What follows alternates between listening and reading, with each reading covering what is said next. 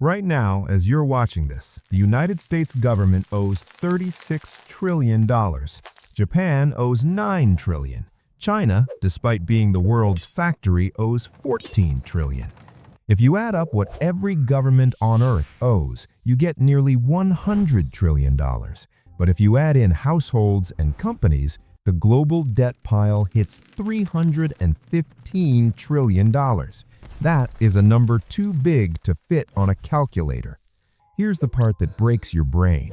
If everyone is in debt, who exactly are they all in debt to?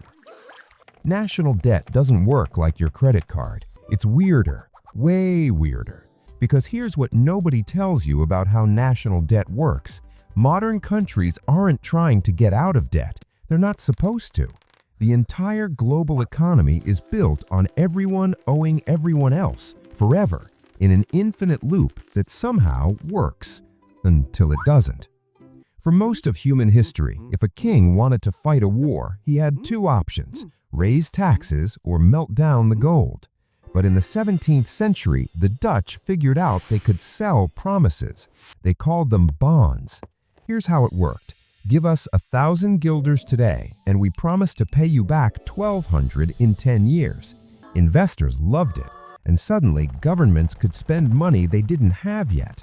The British created the Bank of England in 1694 specifically to lend the government money to fight France. They won and never stopped borrowing. By World War I, every major power had figured out the same trick.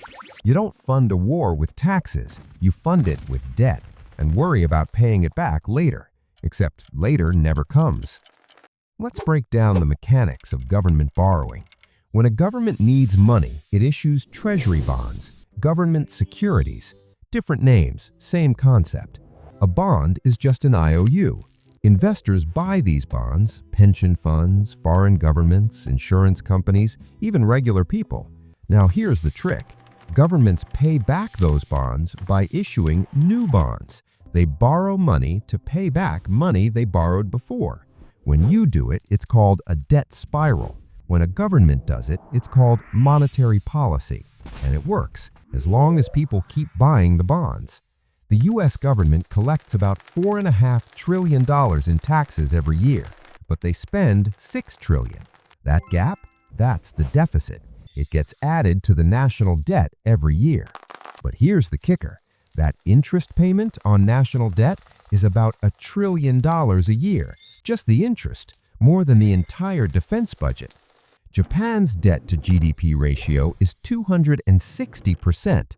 Now imagine if you owed $1 million, but you had a printing press in your basement that printed legally valid cash. You wouldn't go bankrupt, you'd just print the money to pay the bill. That is Japan. They owe the money in yen, and they control the yen. The risk isn't bankruptcy, it's that the yen becomes worthless trash. Because they owe it, most of it, to themselves. Japanese banks, Japanese pension funds, Japanese citizens. As long as the Japanese keep buying Japanese government bonds, the system holds. But what happens when they stop? So, who holds U.S. debt? In the U.S., about 23% of the debt is held by foreign countries. Japan is the biggest holder. China, which holds our debt as an asset, used to own over $1 trillion, but they've been selling it off fast, dumping hundreds of billions in U.S. debt. Another chunk? The U.S. government owes itself. Social Security holds bonds. Medicare holds bonds. It's called intergovernmental holdings, but it's basically the government writing IOUs to itself. The rest? Pension funds, banks, insurance companies, regular investors who think government bonds are the safest investment on Earth, which they are until they aren't. This whole system only works because of inflation. Inflation isn't just an accident, it's a feature. It's a hidden tax on everyone holding dollars. If inflation is 3% and the government pays you 2% interest on a bond, they are effectively paying you back less value than they borrowed. It's the only way they can ever pay off this much debt, by inflating it away. And central banks know this. They target 2% inflation each year, not 0, 2%. This is how inflation reduces debt without anyone noticing. The Federal Reserve, the ECB, the Bank of Japan, all playing the same game.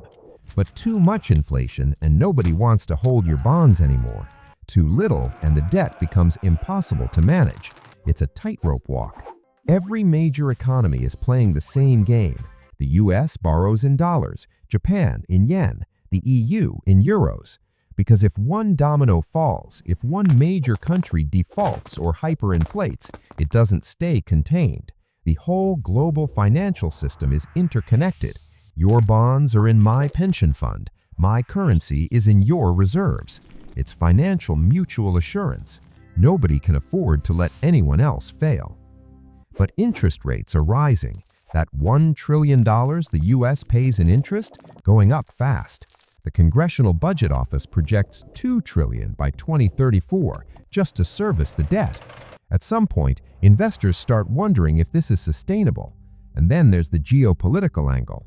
China and Russia have been moving away from holding US dollars, buying gold, creating alternative payment systems, testing a world where the dollar isn't the default reserve currency. If the world stops trusting US debt, the entire global financial system has to reorganize. This is what happens when countries stop buying US Treasury bonds. The consequences ripple everywhere. Here's the absurd part. We talk about national debt like it's a crisis. Politicians campaign on fiscal responsibility. But governments have been in debt for 300 years, and the world economy has grown faster in those 3 centuries than in all of prior human history. Maybe debt isn't the problem. Maybe it's the fuel. Or maybe we've been building a tower that gets more unstable with every new floor. So who do countries owe money to? Each other, themselves, investors, pensioners, you, probably. But the deeper answer, they owe it to the future. Every dollar borrowed today is a promise that tomorrow will be richer, more capable of paying it back. For 3 centuries, tomorrow kept showing up. But this whole system relies on a Ponzi scheme logic. You need more people entering the bottom of the pyramid to pay for the people at the top. That's where we hit the wall. Demographics. You need more workers to pay taxes to cover the debt. But in Japan, China, and Europe, populations are shrinking. There are fewer people tomorrow to pay for the promises made today. And when you're sitting on $315 trillion of promises, all riding on the belief that the future will always have more people paying more taxes, you'd better hope nobody asks what happens when it doesn't. The system is complex on purpose. I don't want you to understand it. I do. If you want to see through the noise and learn how the economy actually works, hit subscribe. Class dismissed.